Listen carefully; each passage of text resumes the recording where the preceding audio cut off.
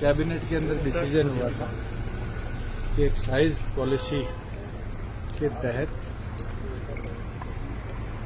Excise department corona cess लगाए। उसके ऊपर आज निर्णय हुआ है कि जो हमारी इंपोर्टेड लिकर IFL जो सारी विदेश से हमारे यहाँ आती है, उस पर 50 रुपये 375 ml से बड़ी बोतल पर और 25 रुपये छोटी बोतल पर सेस लगाया जाएगा।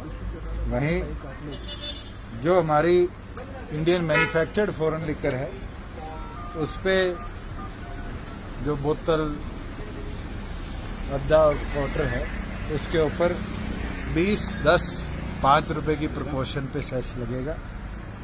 बियर जो माइल्ड और रेगुलर बियर है उस पे 2 रुपए और जो स्ट्रांग बियर है उस पे 5 रुपए सेस लगेगा। और जो हमारे कंट्री लिकर है उसके ऊपर बॉटल अद्दा और क्वार्टर के ऊपर 5, 3 और 2 रुपए सेस एडिशनल हम लगाने का काम करें। जितने हमारे इवेंट्स कंटेमिनेटेड जोन के अंदर हैं उसको बंद रखा जाएगा। MHA की गाइडलाइंस के अनुसार चाहे सोशल डिस्टेंसिंग की बात हो, चाहे स्पेसिफिक एरिया की बात हो, उनको मॉनिटर किया जाएगा।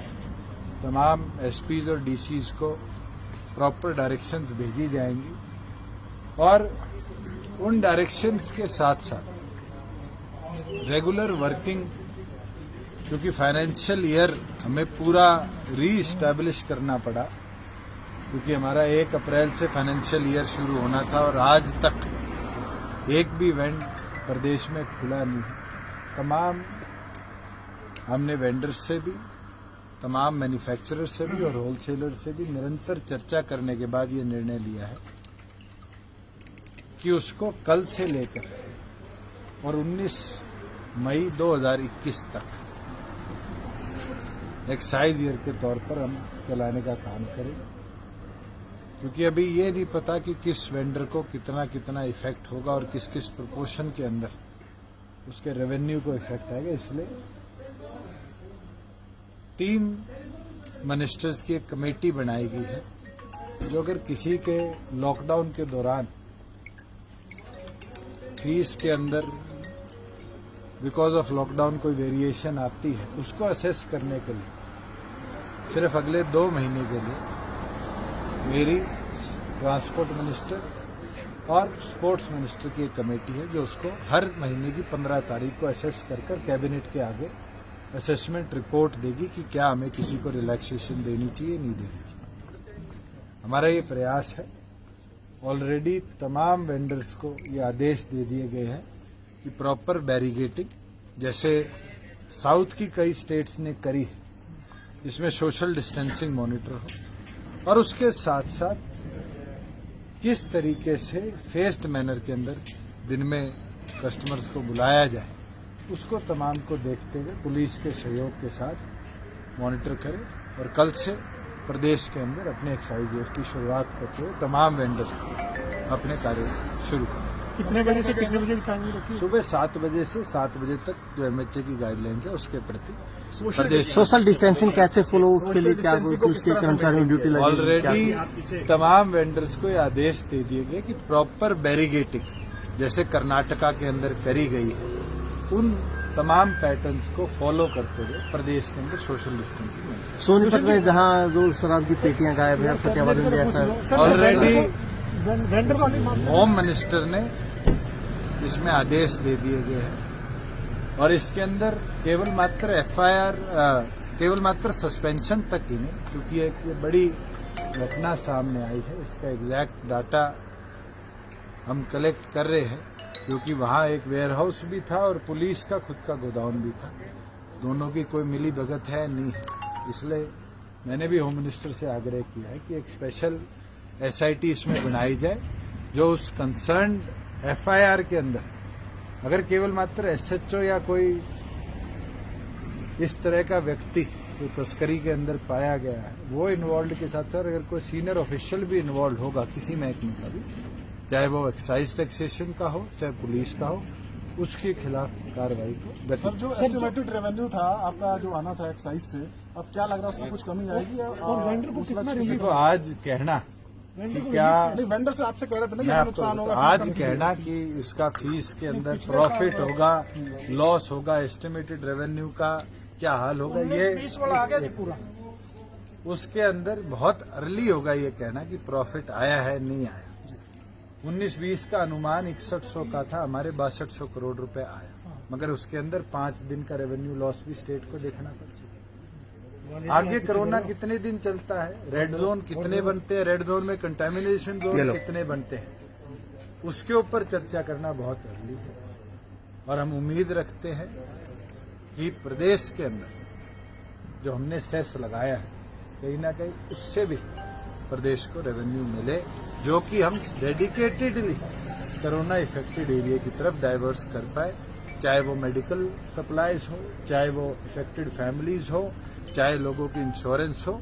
हमारा ये प्रयास है कि प्रदेश के अंदर उस रेवेन्यू को हम डाइवर्ट और आज कैबिनेट में जो है वो ये अमेंडमेंट किया है सर पॉलिसी में कि इतना रिलीफ वेंडर को दिया जाए, वो छूट की मांग देखिए, हमने उनको जो उनकी पेमेंट थी, जो पहले लगभग 30% वो पहले महीने में करते थे, उसको 20% किया है, और जो बचा हुआ अनुमान था लगभग 5% जो उनको दूसरे महीने के पहली तारीख से देना पड़ता था, उसको फिर प्रोपोर्शनली आगामी दिनों के अंदर डाइवर्ट किया, क्योंकि दिन 365 उनको दिए गए हैं, उसके अंदर फीस में कोई कैबिनेट के डिसीजन और क्या क्या सर? एक चर्चा जरूर हुई है, और उसके अंदर किस तरीके से, क्योंकि आगे पैडी का सीजन आ रहा है, फार्मर को किस तरीके से उसके अंदर हम केंद्र की जो जल जीवन योजना के माध्यम से कैसे इंसेंटिव दे पाए कि वो पैडी की तरफ ना जाए, उसके ऊपर कल दोबारा बैठक है, और उम्मीद करते हैं कि एक अच्छा इंसेंटिव फार्मर के लिए हम कल लाने का काम। भूषण जी, वैसे तो तमाम फैसले आपने लिए हैं एक्साइज से जुड़े हुए, पंजाब सरकार कुछ और राज्यों में भी किया है, होम डिलीवरी के लिए उन्होंने अलाउ किया है। हरियाणा प्रदेश किसी प्रकार की होम डिलीवरी को प्रदेश में परमिट नहीं करेगी। अगर बूट लेगिंग चलेगी तो जो नई एक्साइज की कानूनी प्रणाली है उसके तहत मिनिमम 6 महीने की जेल इम्प्रिजनमेंट हम आगामी दिनों में करेंगे। ये शराब को प्रोसेस कल से जो ठेके आके खुल रहे हैं उस मतलब कल से ये सेस के साथ बिक्री होगी सर? बिल्कुल, अगर एक्साइज ईयर आज कैबिनेट से शुरू हो रहा है तो आज से ही तमाम इस प्रकार की सेल एंड परचेज पे सेस हम लगाएंगे। भूषण जी, कल जो पैडी को लेकर मीटिंग है डिपार्टमेंटल है या मंत्री समिति है? कैबिनेट में चर्चा हुई है, डिपार्टमेंट का विषय है। डिपार्टमेंट के प्रपोजल को मैं उम्मीद करता हूं कि हरियाणा प्रदेश के हम फार्मर को किस प्रकार से इंसेंटिव दे पाएंगे। पिछले साल के इंसेंटिव से भी बढ़ा चढ़ा था कि ज्यादा से ज्यादा फार्मर उसके अंदर अपने आप को कन्वर्ट कर पाए।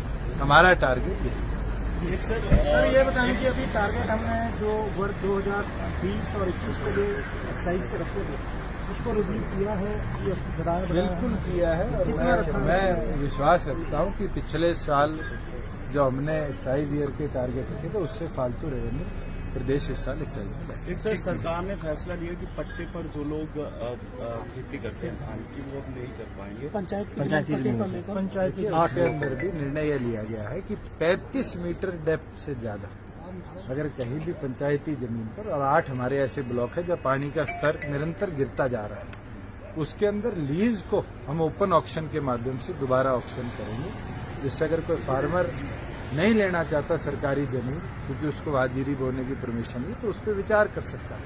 ये तो ओपन मार्केट है और पंचायतों की जमीन है, उसका रेवेन्यू पंचायत को जाएगा, इसलिए निर्णय लिया। उसका भी अगर कोई लॉस होता है तो उसके लिए हमने चर्चा करी है कि हम पंचायत को उस रेवेन्यू लॉस की भरपाई इंसेंटिव के तौर पे देंगे कि पंचायतें भी अपनी जमीनों पर पैडी लगाने को प्रमोट। रणदीप सुरजेवाला इसे तालिबानी फैसला बता रहे हैं सरकार। अरे रणदीप सुरजेवाला की डिक्शनरी में तालिबानी को छोड़कर कोई और शब्द आया है पिछले 5 दिनों में? उनकी खुद की सरकार ने किस तरीके से टैक्स लगाया है। दिल्ली की वो वाहवाही करते थे, दिल्ली ने 7 रुपए डीजल पे टैक्स बढ़ा दिया। क्या रणदीप सुरजेवाला ने एक बार भी दिल्ली के खिलाफ बोला है? शराब पे भी बढ़ाई। रणदीप सुरजेवाला जी केवल मात्र मेरे ख्याल से पिछले 1 महीने में जब से वो कोरोना इफेक्टेड एरिया से निकले हैं और पंचकुला आकर बैठे हैं, वो जजिया कर और तालिबानी फैसले के सिवाय कोई और शब्द डिक्शनरी से ले आए तो मैं उनको मान लूँ।